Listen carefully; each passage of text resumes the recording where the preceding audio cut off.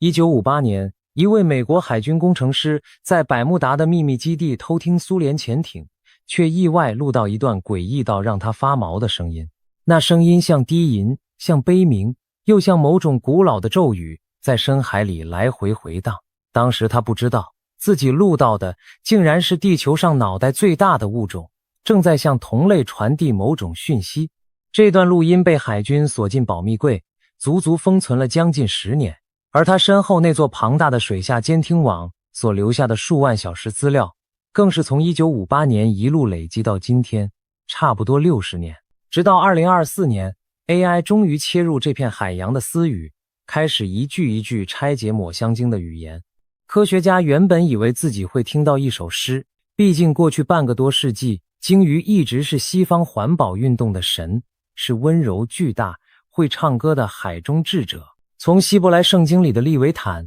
到梅尔维尔笔下那头傲慢可怕的莫比迪，再到现代海洋纪录片里温柔托起溺水者的座头鲸，鲸鱼被人类赋予了太多浪漫想象。可是当演算法把上万条密码般的点击声摊开来，研究员们发现的东西却和我们以为的完全不一样。他们有方言，有派系，有地盘，他们会撞船，会打架，会杀死同类的幼崽。他们似乎也有属于自己的我们与他们。最让人脊背发凉的是，到了2026年3月，一群英国科学家终于用无人机拍到了鲸鱼把自己几吨重的脑袋当作工程锤朝同类用力撞下去的画面。那一刻，所有研究人员都沉默了。原来白鲸记里那个用头把船撞沉的怪物从来都不是小说。那么这几十年我们究竟误会了什么？ AI 破译出的鲸鱼又透露出什么样的真相？瓦特林顿那卷被冷战深埋的母带到底还藏着多少我们不愿意听见的秘密？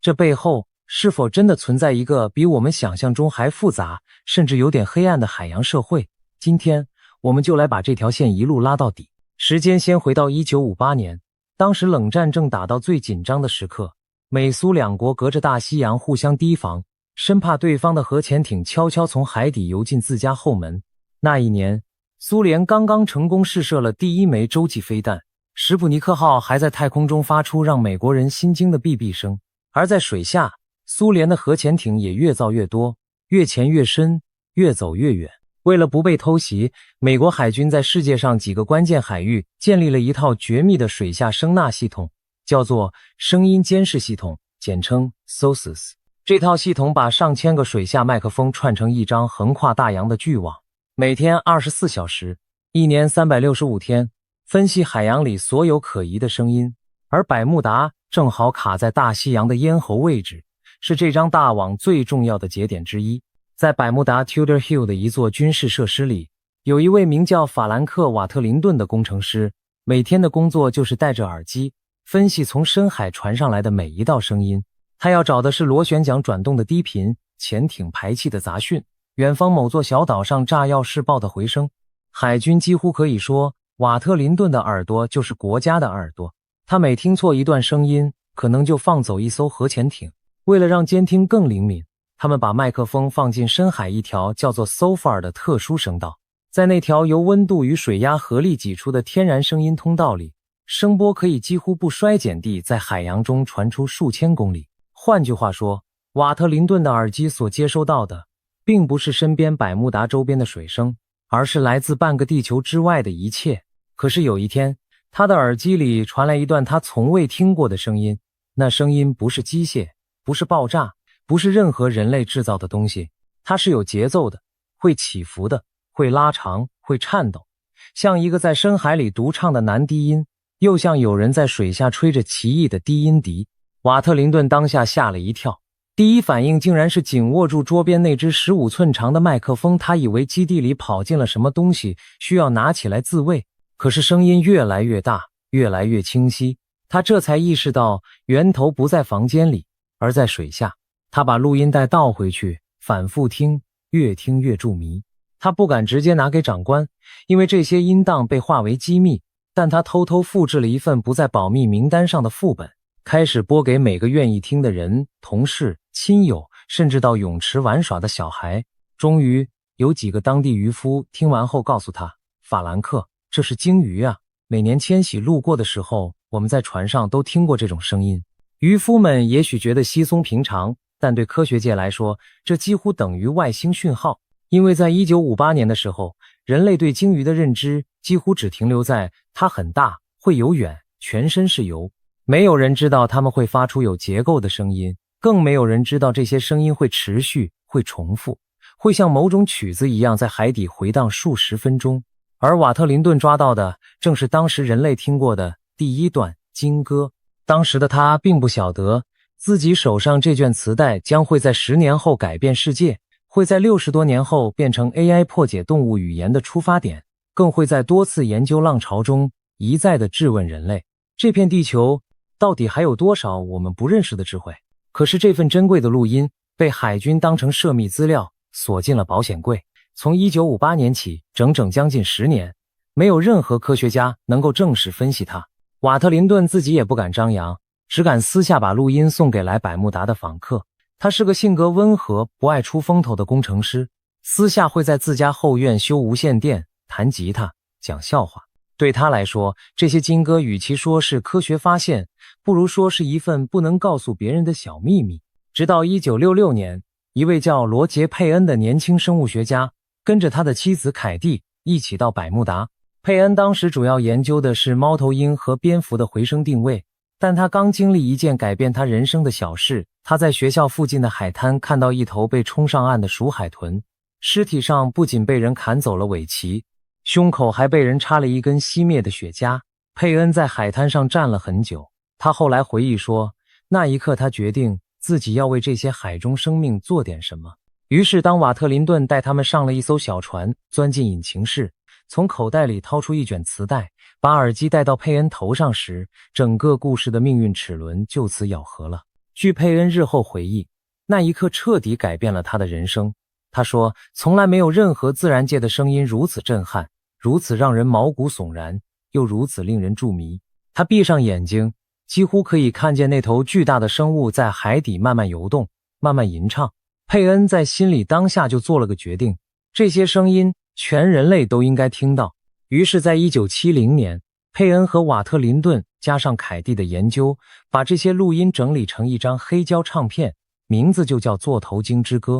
这张看似平淡的自然录音专辑意外卖出超过10万张，最终成为人类史上最畅销的自然声音专辑。它甚至被选进1977年发射的航海家号太空船所携带的金唱片里，被当成代表地球文明的问候朝外星人送了出去。是的，如果哪天真的有外星人收到那张金唱片，他们听见的人类自我介绍之一，就是在百慕达深海里，一头座头鲸对着黑暗唱出的孤独之歌。这张专辑在当时造成的冲击，不亚于今天的 AI 爆红。佩恩没有把录音锁在实验室，反而四处奔走，把磁带塞进每一个愿意接的人手里。他把录音送给作曲家，送给民谣歌手，送给古典音乐指挥。女歌手朱蒂·柯林斯把它编进自己1970年的专辑《金歌与他的人生对唱》。那张专辑一路冲进金唱片。几年后，凯特·布希、保罗·温特，甚至《星际争霸战》第4集的电影配乐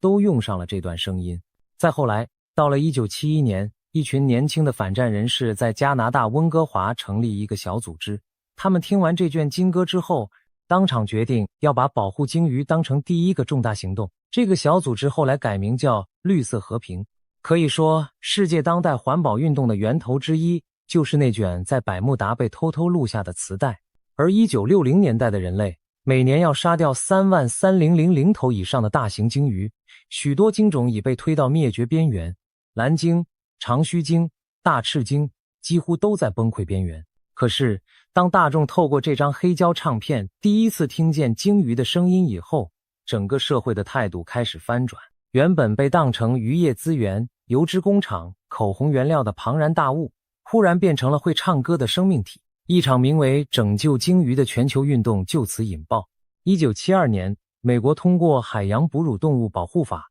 1973年，濒危物种法上路。1986年，国际捕鲸委员会正式禁止商业捕鲸。可以说，是瓦特林顿那卷被解密的磁带，救了今天还能在海上看到的鲸鱼们。但这个故事最诡异的地方还在后面。佩恩进一步研究后发现，鲸鱼的歌不是一次唱完就完了同一片海域里，所有的雄性座头鲸居然在同一个季节唱着同一首歌。下一年，这首歌会缓慢微微的变化，再下一年，它又会变一点点。而最神奇的是，那些变化好像有方向，好像所有鲸鱼会集体更新版本，旧版本一旦被淘汰，就永远不会回来。这听起来是不是很熟悉？这不就是人类流行音乐、流行语、流行文化的运作方式吗？凯蒂·佩恩进一步观察到，这些长歌甚至有押韵结构，相似的乐句会在固定的位置反复出现，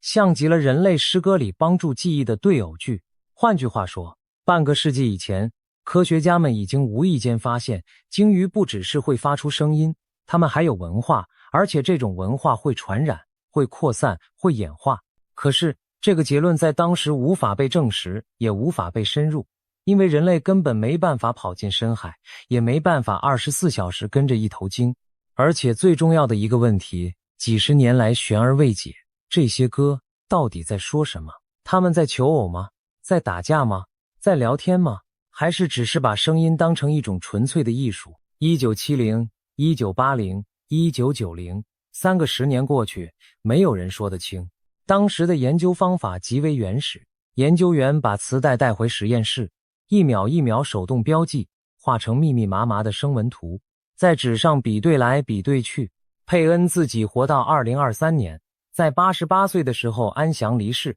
到死也没能等到答案。他生前曾经半开玩笑地说，我有时也会想，如果有一天我们真的听懂鲸鱼在说什么，会不会发现他们其实跟我们一样坏？当年的记者笑了笑没当真，可如今再看这句话，怎么听都像一句预言。时间拉到2020年代，深度学习在这几年里爆炸式进步，从图片识别、自然语言到生成模型， AI 几乎重塑了所有领域。终于有一群人意识到，那些被人类存了几十年却一直无法分析的鲸鱼录音，正是 AI 最适合处理的资料海量的、结构未知的、节奏复杂的、跨越时间的长序列。如果有什么任务是为了现代神经网络量身打造的，那就是它了。于是由海洋生物学家大卫·格鲁伯发起，加上麻省理工人工智慧实验室、加州大学伯克莱分校语言学系、多米尼加抹香鲸研究计划的数十位科学家共同投入，一个名叫鲸类翻译计划的非营利组织就此诞生，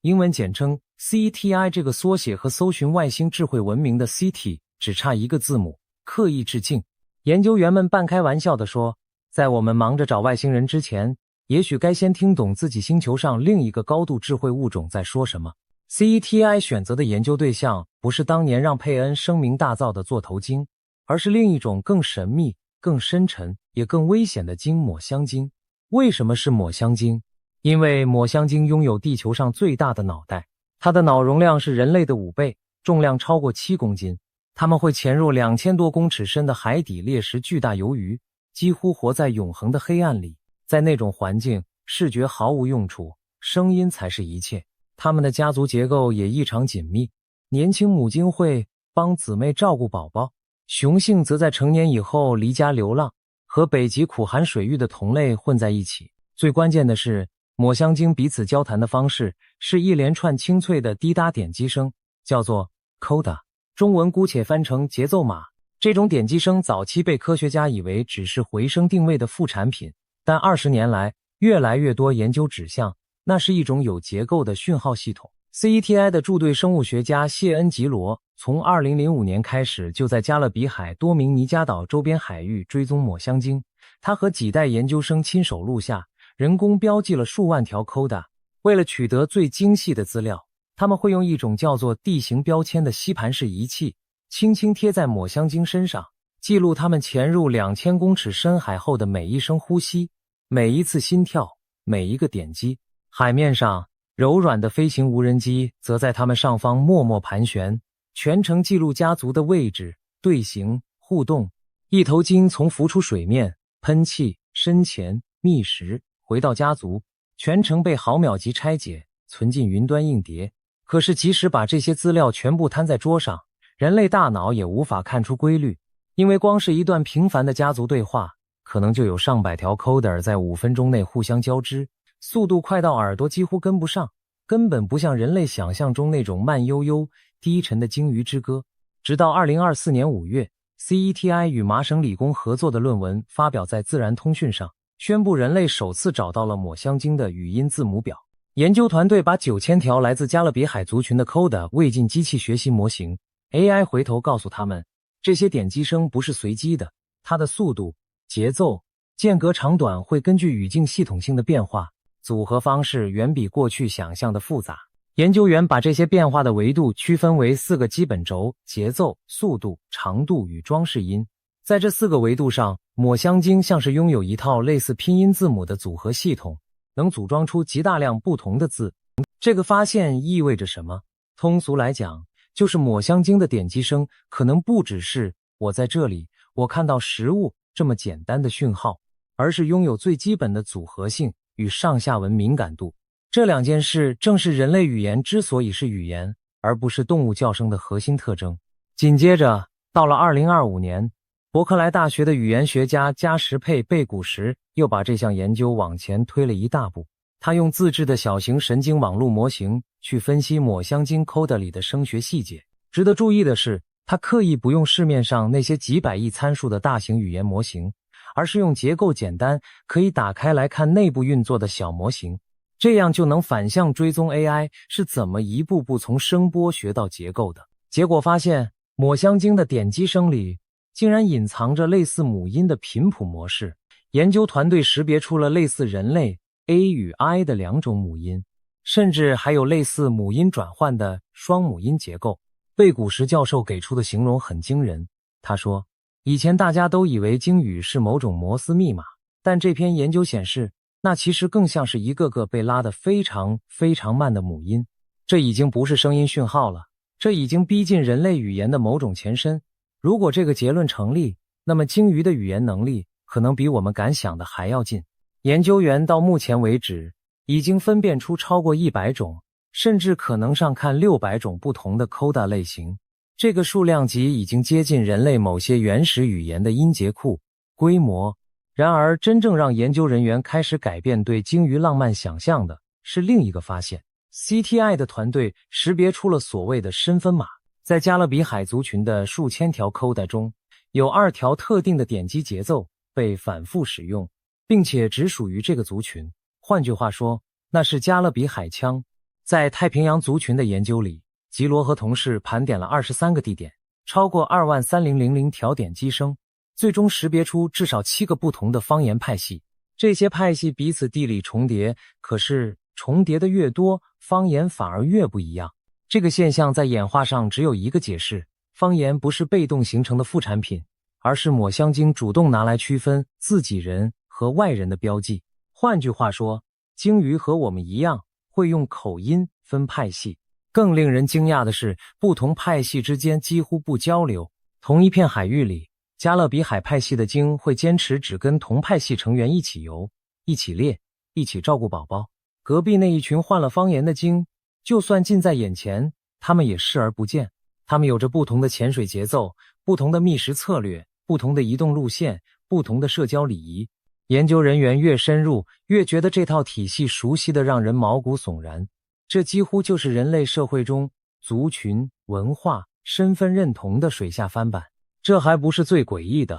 更诡异的是，研究人员发现抹香鲸的母鹰也会教方言。刚出生的小鲸会在头几年咿咿呀呀的练习，发出歪七扭八、节奏不对的 coda， 被身边的母鲸和阿姨耐心纠正，直到它能标准地发出属于自家派系的身份码为止。这几乎就是人类婴儿学讲话的镜像版本。于是当 AI 终于把这层纱揭开，我们看见的鲸鱼就和当年座头鲸之歌的那种神圣印象彻底分道扬镳。原来他们有自己的圈子，有自己的我们和他们，有看不见的派系边界，有口音歧视，有文化壁垒。这还没完，现实里我们看到的证据开始一个接一个浮上水面。第一个证据来自伊比利亚半岛外海。2020年5月，一群虎鲸，也就是俗称的杀人鲸，突然开始撞击经过直布罗陀海峡的帆船。从那时起到2026年初，这个约40头的小族群已经被记录到超过500次主动撞船事件，至少击沉了7、8艘游艇，其中就包括2024年7月直布罗陀海峡那艘叫 Bonhomme William 的英国帆船，以及2025年9月在葡萄牙外海被多次冲撞最终沉没的观光游艇。研究员给每一头涉案虎鲸取了同一个代号 Gladys， 源自虎鲸的拉丁学名 Gladiator， 意思是鲸鱼斗士。当中一头名叫白 Gladys 的成年母鲸被认为是这个流行行为的教母，它很可能曾经跟渔网或船只起过冲突，留下身体阴影，然后把这套撞船动作交给了下一代。让科学家最头大的不是攻击本身，而是这套行为的文化扩散方式。一开始只是1、2头虎鲸在玩，后来一群幼鲸跟着模仿，到了2023年，整个族群都会这套了。年轻的虎鲸甚至会带头去咬船舵，成年虎鲸在旁边观看，像是在教学。这种行为的扩散方式跟人类流行文化几乎一模一样，一个动作流行起来，然后迅速横扫整个社群。研究人员称这叫鲸类文化潮流，并指出这种潮流并非单一现象。过去曾经出现过虎鲸头上顶死鲑鱼走来走去的鱼帽风潮，也出现过用海带互相按摩的水疗风潮，但都没有一个像撞船这样造成真正的人类伤亡。虽然到目前为止没有任何人类在这些攻击中被虎鲸咬死，但已经有人在惊慌跳船时受重伤。光是2024年8月，西班牙加利西亚外海就发生过一起事件，2名比利时籍船员在被虎鲸攻击后仓皇求救，整个救援过程因为附近礁石险恶，导致1名船员严重受伤。那么虎鲸究竟是玩过头还是报复？这是研究界吵了5年的问题。比较主流的观点是，这是青少年虎鲸闲得发慌时的玩耍行为，因为近年大西洋黑尾鱼种群恢复了，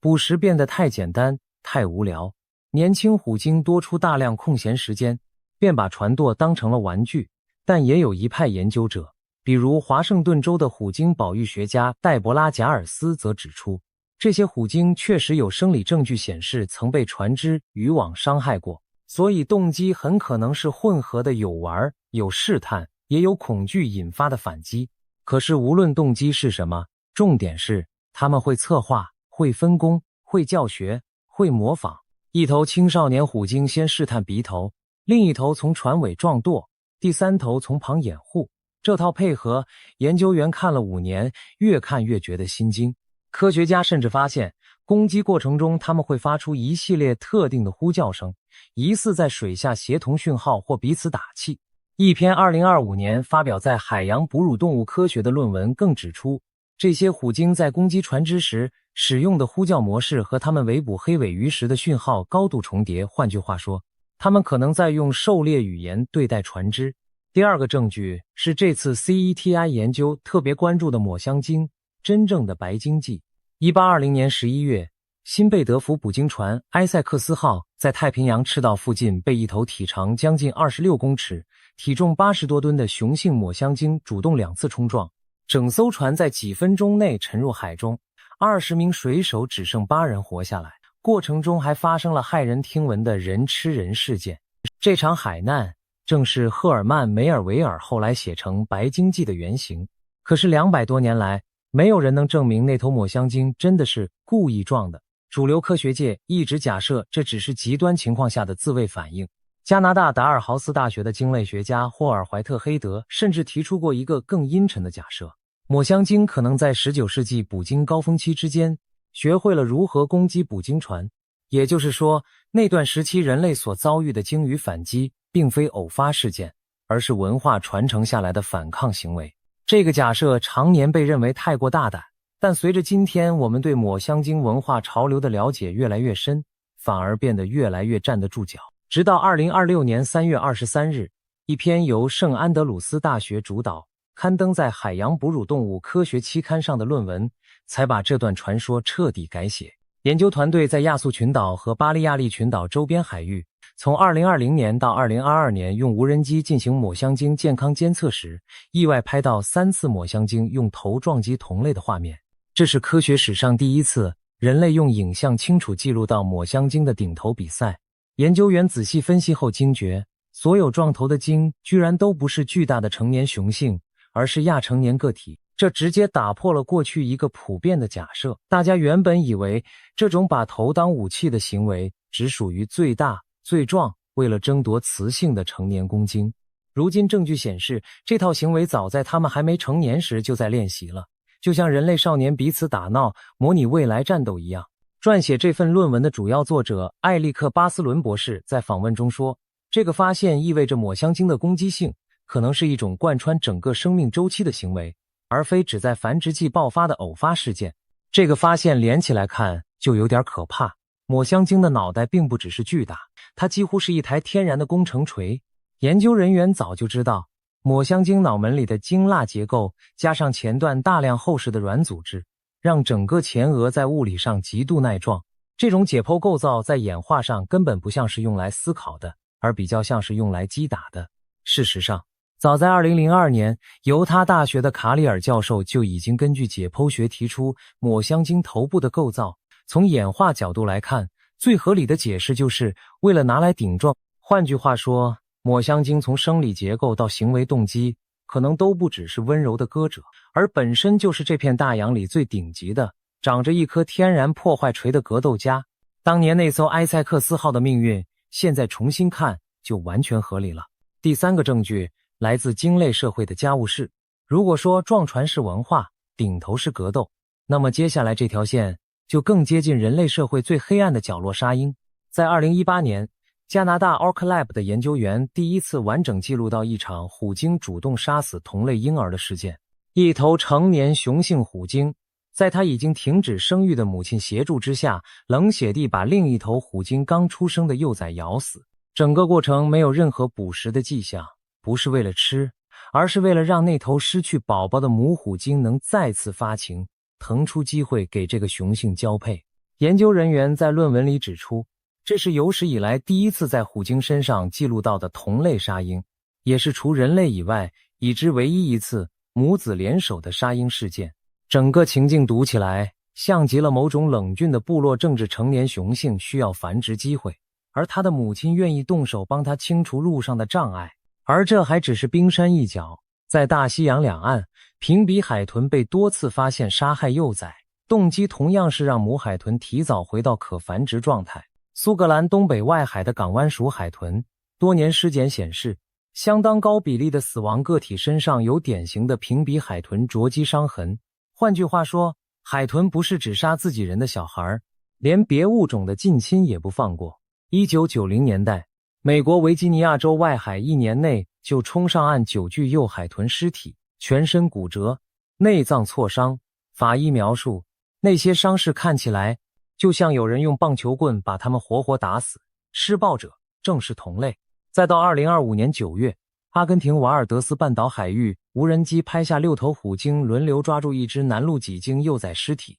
一边把它顶上水面，一边在水下围咬，过程中还46次骚扰附近的鲸鱼母鹰。对，同年另一份俄罗斯远东地区的研究指出，当地虎鲸族群中可能存在同类相食的证据。海滩上发现的脐部组织被啃食得整齐利落。研究人员小心翼翼地写下同类食用这4个让人不舒服的字。这种行为过去只在内陆狼群、灵长类部落，甚至某些极端时期的人类社会里被观察到。现在它出现在地球上最聪明的海洋掠食者身上。当你把这些片段一个一个拼起来，会发现一件很反直觉的事：我们小时候在课本上看到的那种温柔巨大的海洋天使，其实在他们真实的社会里并不一定存在。或者更精确地说，鲸豚社会跟人类社会一样，有温柔，有合作，有情谊，但同时也有派系，有暴力，有政治，有杀鹰，有文化型攻击行为。他们不是纯善的，也不是纯恶的，他们是和我们一样，在海洋这个版本的赛局里演化了3000多万年的高等掠食动物。我们会这么震惊，并不是因为鲸鱼变坏了，而是因为我们从未真正了解过它们，却一厢情愿地把人类自己对温柔的渴望投射到了他们身上。到这里，我们再回头看法兰克·瓦特林顿那卷在1958年偶然录下的磁带，意义就不一样了。那段录音当年被海军封存的真正原因，并不是因为它有什么军事机密，而是因为 SOSUS 整个监听系统本身才是机密金戈，只是顺带被扫进去而已。可是有一个更黑暗的猜想，这几年在科学界边缘慢慢流传，当年那批被解密的录音并不是百慕达基地里的全部，而只是当局愿意公开的那一小部分。SOSUS 系统在70年代转为部分民用，由美国国家海洋暨大气总署接手，但保留下来的历史录音带数量据说以万卷计，其中大部分到今天仍躺在政府的储存库里，没有人系统性的分析过。那么剩下的数万小时录音里还藏着什么呢？是抹香鲸的撞头比赛，是虎鲸族群之间的冲突，是巨大族群跨洋合作猎杀的协同讯号。这些假设目前都没有官方证据，但随着 CTI 的 AI 模型逐渐成熟，越来越多研究员开始把目光投向那座沉睡了60年的旧磁带仓库。如果有一天那些录音被重新解码，我们可能要重写整个对海洋哺乳动物社会的认知。不过我们也得谨慎一点，不要被自己的恐惧牵着走。研究人员本身对鲸鱼不友好，这个结论也很小心。CTI 团队一再强调，他们的目标从来就不是要把鲸鱼塑造成怪物，而是要终结人类长期以来对鲸类社会的浪漫化误读。鲸豚社会的暴力比例上其实远低于人类社会，他们的合作、互助、教学、共育行为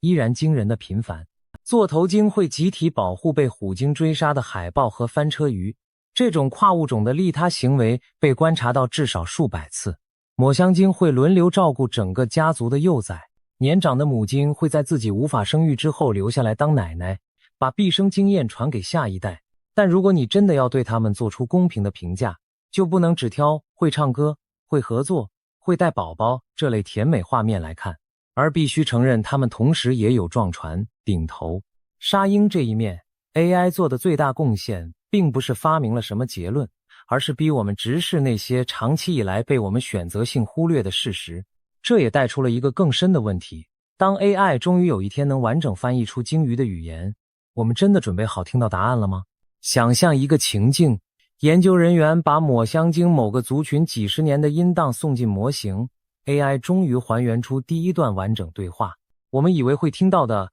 可能是这片海好蓝，我饿了，孩子要回家。可万一我们听到的却是不要靠近那群外族，把那条船弄沉，他的孩子不是这次该活的，我们会愿意接受这个翻译吗？我们会不会反而开始怀疑 AI 翻错了，要求重新训练模型，直到得出我们希望听到的版本？人类在面对非人智慧时的最大盲点，从来就不是听不懂，而是听不下去。历史上每一次我们发现别人的智慧，不论是非洲沙漠里的部落、亚马逊丛林里的小族群，甚至是人类自己的女性与少数族群，一开始的反应都不是欣赏，而是否定、贬低或硬把对方纳入自己的价值框架。鲸鱼会不会正是下一个版本的这场考验？更让人警惕的是 CTI 的研究合作伙伴之一纽约大学法学院的 More Than Human Life 计划已经在认真讨论一件以前看似科幻的事情。如果 AI 能证明鲸类拥有语言，那么它们是不是也应该拥有法律意义上的人格？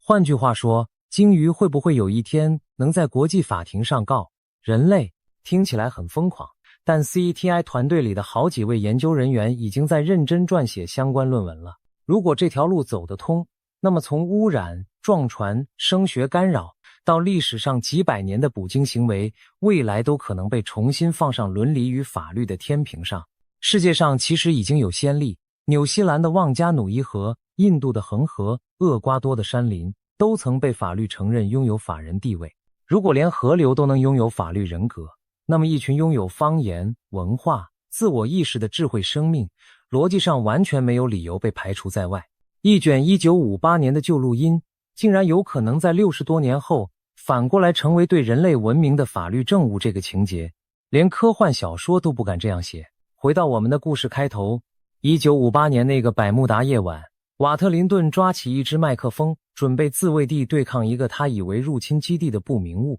结果发现那个声音来自遥远的海底，来自一头孤单的雄性座头鲸。那一刻，他可能从未想过，自己录下的这段声音会在60多年后变成揭开海洋秘密、冲击人类认知，甚至重塑动物权法律基础的关键物证。他活到2004年去世，享年80多岁，从没等到 AI 破解鲸语的这一天。罗杰·佩恩活到2023年，也没等到。可是他们把磁带传了下来，把问题留了下来。于是在2026年的这个春天，我们终于站在了答案的门口。那扇门后面是什么？是更大的奇迹，还是更冷的真相？我们不确定。也许当 AI 完全解开鲸语的那一天，我们会发现它们和我们一样，是这颗星球上既温柔又残忍，既会唱歌又会撞船，既会照顾孩子又会杀死别人孩子的高等智慧生命。而那将是一面非常难以面对的镜子，因为它映照出的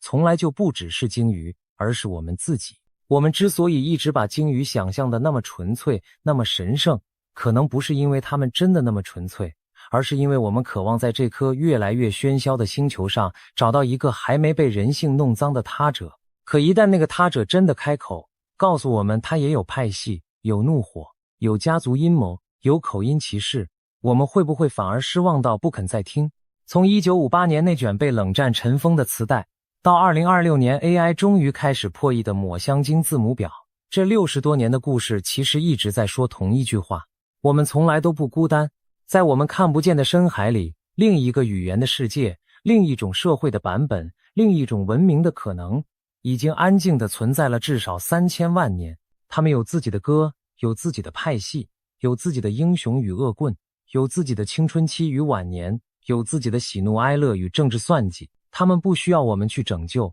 也不需要我们去神化，他们需要的可能只是被认真的、诚实的看见一次。也许这就是为什么那卷磁带在保险柜里静静躺了60年，不是它太机密，而是我们一直还没准备好。